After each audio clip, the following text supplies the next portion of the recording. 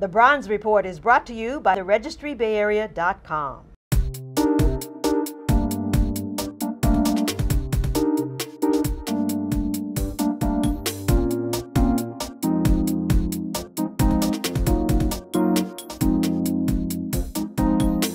Hello everyone and welcome to the Bronze Report. I'm Barbara Rogers. Whether we like it or not, technology is changing the way we live, the way we work, and even the way we play. On this episode of the Bronze Report, it's all about who's in and who's out when it comes to this ever-evolving high-tech game. Specifically, I'm talking about African Americans. So we have a lot of black and brown customers that's like a snow-capped mountain, all white up top and black and brown at the bottom. And we want our share. We'll go to Silicon Valley and talk one-on-one with the Reverend Jesse Jackson about his Digital Inclusion Initiative. We'll meet a couple of high-stakes players in the world of venture capitalism, Eric Moore and MC Hammer. Then it's on to the world of social media, Facebook, Twitter, and LinkedIn, where social strategists Kumi Raouf and Kevin L. Nichols share their expertise. The National Society of Black Engineers is the largest student-run organization in America. Boom, yeah. It's all happening on the Bronze Report.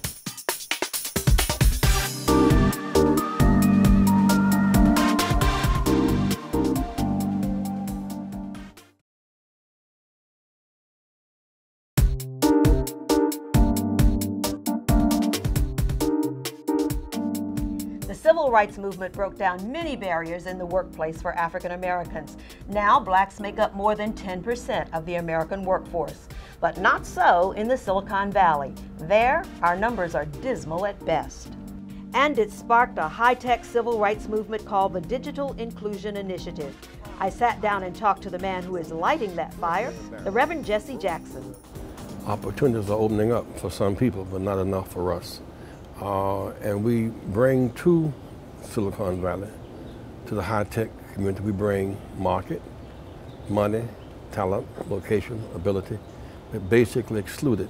So at eBay now, for example, no blacks on the board, hardly any in the C-suites. Same is true with Google. We intend to change that. Just as we use our ballot to vote politically, we use our dollars to vote in the economy. So by being shareholders, we're able to engage them, talk about a range of opportunities. And it's not just high-tech work. Within high-tech, they hire lawyers and ad agencies, and they advertise, they target advertise. They do IPOs, they do pension management, they do merchandising. It's a whole range of things we can do. Unless we shake them up and wake them up, it will not happen. What has been the response so far from the high-tech companies and from Silicon Valley? First, they're embarrassed. They have these very progressive images of themselves. Look in the mirror saying how great I am, but then you look at the data. I mean, how can companies be like this? We have a lot of black and brown customers that's like a snow-capped mountain, all white up top and black and brown at the bottom. And we want our share. As I walk around this campus today, I see a lot of people of color, but they're not African Americans. Is it specifically African Americans that you are talking about? It's black, it's brown, it's multiracial, but they often will get people, say, from India or someplace, bring them in and often pay them less, and they go back home and they do this work in a foreign country. Indian is just bursting at the seams in parts of Southeast Asia, and so they have people of color. So we distinguish African Americans and Latinos. When you think about a kid coming out of Stanford, black and brown and white kids like to come to the Valley. Black and brown kids like to go back home looking for a job. Same degrees. So it's not just a matter of qualifications. There's more of I'm convinced, more of opportunity deficit than a talent deficit. Some people even say that you're trying to shake down these companies in Silicon Valley. What's your response? You look at Verizon, for example. We're about 40% of their base, 40% is black and brown. But $60 billion debt offering, and no black, brown, or woman got a dime, $300 million fee. It's unacceptable. Be powerful. Connect. Verizon. Firestorm created by racially charged comments. Racist comments attributed but to the focus is on, Don Sterling. Don Sterling on some ball game. We're focused away from what really matters, that is economic substance and opportunity. And of course, when children's parents have jobs, it affects. When children's parents have education, it affects. So more jobs, more education, we can begin to establish a pattern of growth and break up some of the despair that's now is gripping us with such ferocity, so ferociously. There was an article in the New York Times about your campaign, and of course it got some really negative responses. Some people ask, why isn't Jesse Jackson out there trying to do something about black males killing black males instead of coming into Silicon Valley? How do you respond to that? We have a right to be here. If we consume, we have a right to be here. If we vote, we have a right to vote in the process. That's what makes America great, the right to fight for the right. But there are those who think that somehow stocks and bonds is the kind of white domain. It's been too white too long. We've been too removed from it. But these are the same people who protested Jack Robinson coming to baseball. Why are blacks going to come into baseball? Well, because of the market. And we brought to it something different. And here comes Robinson, trying to steal home. He's safe. Every time there's been a breakthrough, there's always resistance. Dr. King died. A very hated man. Why is he talking about the war? Because the war on poverty is going to war in Vietnam. We're killing abroad, not healing at home. He died with a 72% negative rating among whites, 55% negative rating among blacks. Why is he over there? Because we live in the world. We're global people, not just local people. And so we have a right to come to shareholders meetings, and we will keep coming, and train people to come. Shareholders meeting is a great platform from which to raise questions, because the media is concerned, because you're dealing with the delicacies of dollars and units. The consumers are concerned. The government must be concerned.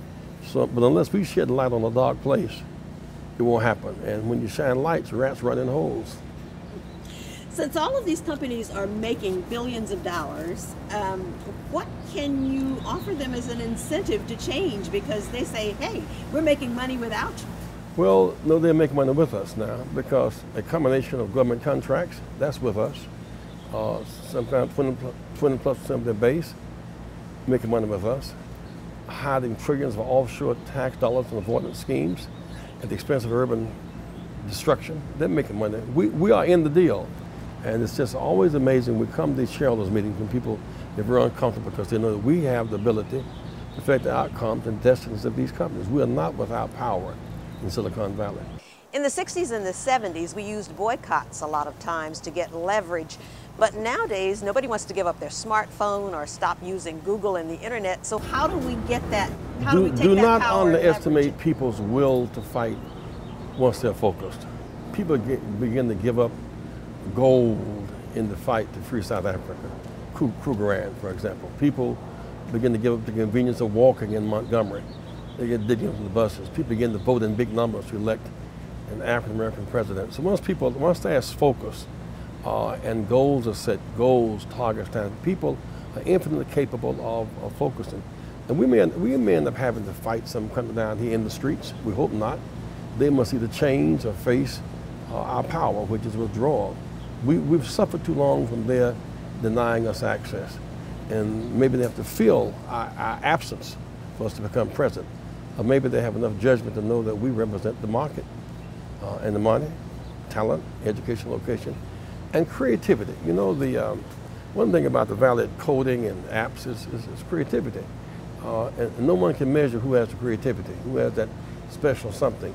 I mean, the head of GM's Department of Specialty in Designs, the top designer in the world for GM is a guy named Ed Wilbur, black graduate from Howard University. Design, not just assembly line worker. To the top designers at Chrysler, black designers. So there's zones of creativity, the use of apps and codes, something that requires access to capital, however, and relationships. So part of being here is to develop relationships, access to capital, and of course engage in this new technology. Where does this fight go next? Do you plan to keep coming back to these shareholder meetings until you get what you want? Or are there other strategies? Well, that too. You know, it's just the fourth stage of our struggle as I try to sum it up. If the first stage, there's 4 stages, 4 movements in the symphony. The first movement was to end legal slavery. 246 years of slavery, not immigration, slavery. Then 100 years of legal segregation, second movement. The third movement, the right to vote, just since 1965. But you can be out of slavery out of Jim Crow have the right to vote and starve to death. They should have access to capital, industry, education, technology, and deal flow. And that's the stage we're in right now. Is that another 100 years? It's happening, even as we speak, it's happening. That's why a man from Florida A&M, John Thompson, is head of Microsoft, succeeded Bill Gates. That's now. That's why David Drummond is so significant at Google. That's happening now. That's why Charlie Moore at Rocket Lawyers is moving so well. We have that now. So we're growing every day. Just don't go where we're well doing. Keep fighting, and we will prevail. We've never lost a battle that we fought. We never won a battle unless we fought. So keep fighting and keep winning. Don't miss the second half of my interview with the Reverend Jesse Jackson on the next episode of The Bronze Report. We'll be back in a moment.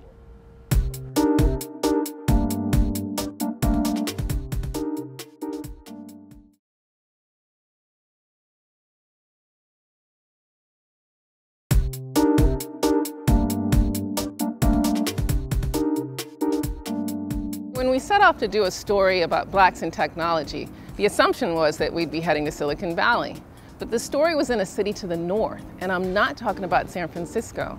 There is a tech renaissance going on right here in Oakland, California. It seems the only Oakland that makes the headlines today is bankrupt Oakland, Occupy Oakland, high crime Oakland. But there's a new Oakland, hip, diverse. The New York Times calls it one of the top 5 places to see in America, and it's a mecca for tech startups. Some 400 companies are already here, creating thousands of new jobs in a city where unemployment topped 17% in 2010. Now that percentage hovers around 9, above the national average, but heading in the right direction. It's bringing restaurants, galleries, shops, new energy to old neighborhoods, Uptown, City Center, West Oakland, Lake Merritt. First stop, Jack London Square, to Vader Splash. Vader is short for innovator. 2 intense days where startups pitch their ideas to venture capitalists, angel and corporate investors. It's happened in London, New York, Los Angeles, now Oakland. We are 7 minutes from San Francisco, and there's not a venture capitalist or angel investor that I know who wouldn't invest in a company because you're located in Oakland. That's ridiculous. Stop. Hammer time. We found Grammy Award-winning rapper MC Hammer. He's one of the most prominent hip-hop stars in tech, investing in new ways to deliver internet content and clean energy. He helped kick off this splash with venture capitalist Eric Moore. So Eric was the first African-American VC that I knew who write checks and had a fund and has a fund. And I took it upon myself to make sure that anything that I see, that he sees. And for good reason. Business Insider named Moore one of the most influential blacks in technology. Dartmouth educated this former investment banker got in on the ground floor when Zappos was a crazy idea to sell shoes online. Then Amazon bought it for $1.2 billion. Moore continues to fund startups through his company Base Ventures. He grew up just 7 miles from here in Richmond, another city that gets a bad rap. I knew that I wanted to do something bigger and better. And I didn't know what that meant really at the time, but I knew I didn't want to, I knew, frankly, unapologetically, I wanted to have a lot of money. In tech, a lot of money can mean billions of dollars. That's an abstract concept for most of us, just trying to make $20 to put food on the table. It took time for Moore to wrap his brain around that kind of money. First, there was college, when $20 became $20,000 to pay tuition. Then I went into my first job after college, and we were talking about, hundreds of thousands of dollars and $1 million, business transactions that I was doing. And then from that, I took it all the way up to, having gone to business school after that, I was in investment banking, and now I'm trading bonds, and I'm trading billions and billions of dollars worth of securities every day. So now I'm sensitized in even a different manner. As for blacks and the so-called digital divide, Moore and Hammer are used to being the only brothers in the room. The way I do business is not based upon who's in the room. It's based upon, what the integrity of the project is. People talk about the digital divide, what's going on in Silicon Valley, as if it's new, as if it's novel. And I've been hearing this discussion, and it's old, and it's boring, and it's tiring. Well, there weren't very many blacks at Dartmouth. There weren't very many blacks in graduate school. There weren't very many blacks in investment banking when I went, and that's an issue. You can't let that be a hindrance to your success. If we're talking about a playing field that so large, it's not easy to get into anyway, and it's not meant for everybody. It's meant for certain people from all walks of life, but not for everybody. We hear all these horrible things that happen, and they are debilitating, but you've got to move on. And to be successful in tech, Moore and Hammer agree. Networking is key. Relationships, right? At the end of the day, all of it is about relationships. But it's hard. It's hard work. It's doing the stuff that a lot of people don't want to do. You have to go to those events that you think are going to be extremely boring. Nobody's going to be there that I know. And you have to get there, and you have to show up and be interesting. And you have to exchange business cards. And oh, by the way, once you exchange a business card, you have to follow up. You have to send an email or call in order for this to happen. So it's a process. It's a very difficult process. And most people don't succeed in it because most people don't do it. It's not easy. People see the other side of it. So all this stuff, networking, all the networking that I do, it pays off because now I have a venture capital fund. Next stop, The Hive, in Oakland's Uptown District. New home to Impact Hub, an idea born in London. There's some 45 hubs on 6 continents. It's a global network of co-working spaces. What we call collaboratories. Collaboratories, yeah. And so normally this room is populated by? Our members. It's a member-based organization in the same way that you pay a membership to a gym. People pay a membership to co-work here. During the daytime, this is their office. With rocket-fast internet, Herman Miller desks and chairs. This 16,000 square foot former car dealership has transformed from a source of urban blight to an example of urban might. One of the things that we love to share is the story of how we raised the first $100,000 for this space. Oh, how did that happen? Kickstarter. Really? Yeah. Okay. Yeah, we were able to raise $143,000 on Kickstarter, and that was mainly from folks from Oakland. So this is an idea whose time has come, and they showed up for it. On any given day, you'll find investors roaming the building, VCs, corporations, LLCs, nonprofits. We met up with social media experts Kumi Raouf and Kevin L. Nichols here. They've made a science out of networking online. Social media strategies in a brave new world where fans, followers, shares, likes translate to profit. Raouf leads by example. He's the man behind the most popular black Facebook page in the world. It's called I Love Being Black. It's all about just positivity out there, showing black examples of positivity. It's something that I started in college with just a regular old t-shirt, boom, right here. And it sort of blossomed from there. And we made our Facebook page in 2008. Now we're at about 6.2 million, the largest black Facebook fan page in the world. Nichols' social networking skills have earned him passage into LinkedIn's Hall of Fame. He's been featured on CNN Money, MarketWatch, and the Wall Street Journal. They call me the social politician. I do a lot of social media marketing for different companies, law firms, and politicians running for office. Politicians like Senator Cory Booker and President Barack Obama. As for businesses, Nichols' message is clear. If your company isn't on Facebook, Twitter, and LinkedIn, you pretty much don't exist. Every company nowadays needs to have an online presence in order to be found, interact with their customers, and sell their products and services. I mean, if you don't have one of those accounts, it's kind of like, what planet are you on? There are over 1 billion active users on Facebook. According to researchers, more than 72% of all black adults use social networking sites. And when it comes to black teenagers, that number jumps up to 88%. Black youth are adopting social media at even higher rates than anyone else.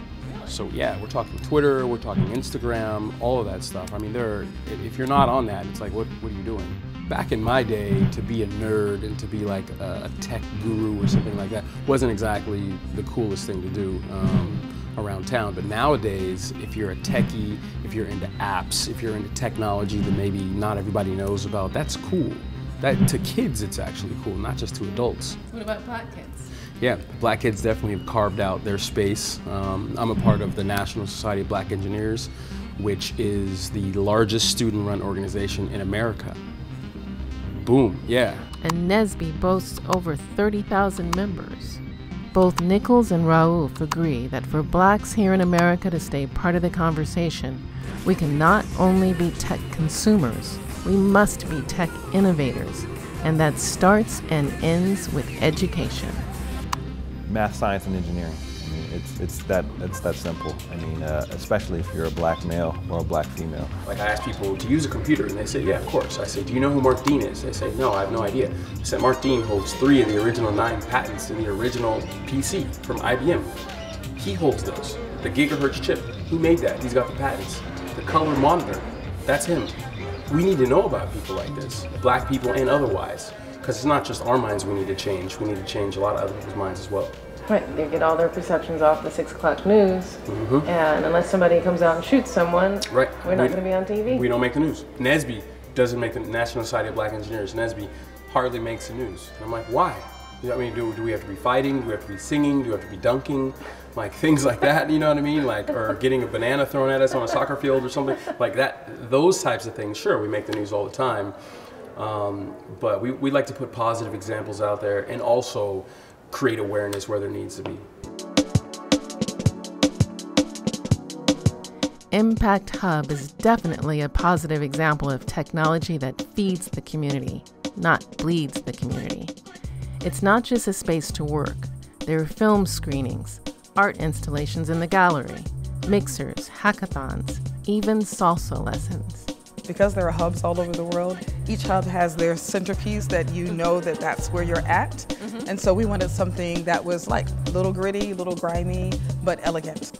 This is all reclaimed wood, industrial yet warm. And there are offices, conference rooms, even privacy booths. Okay, I'll see you later. I need a moment. She needs a moment. Call it an innovation lab, a community center. Impact Hub is a place where you can do your best work. This is STEAM at its best. Science, technology, engineering, art, mathematics. Love it. Yeah. Now, I remember geodesic domes, aren't you supposed to think, have better Exactly. They amplify your cognitive sensibilities, right? You know, just the math, the shapes, the sacred geometry. It does feel. Let's meditate on this. Oakland, 10 years from now. Will blacks be part of the tech renaissance or left behind? The top priority right now is being able to allow the next generation to be able to get on the information superhighway. When you reach the youth, that's when you start to see that seed of inspiration, that seed of change really start to grow throughout the rest of the society. That once you're exposed to something bigger and better, it changes, it kind of stretches your mind and makes you, it kind of makes you never go back to where things were. You know, there's that quote, "We are the one we've been waiting for." We truly are. Anytime Oakland is even spoke in the sense of, you know, lesser than a stepchild or this, that, you've never met anybody from Oakland who gives off a lesser than spirit. It's not who we are. So we've never looked at ourselves in that way, ever.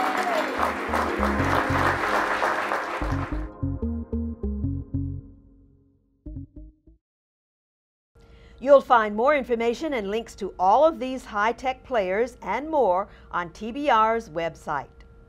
Thanks for joining us for this edition of The Bronze Report. Be sure to like our Facebook page and check out thebronzereport.com. Until next time, I'm Barbara Rogers. Bye-bye.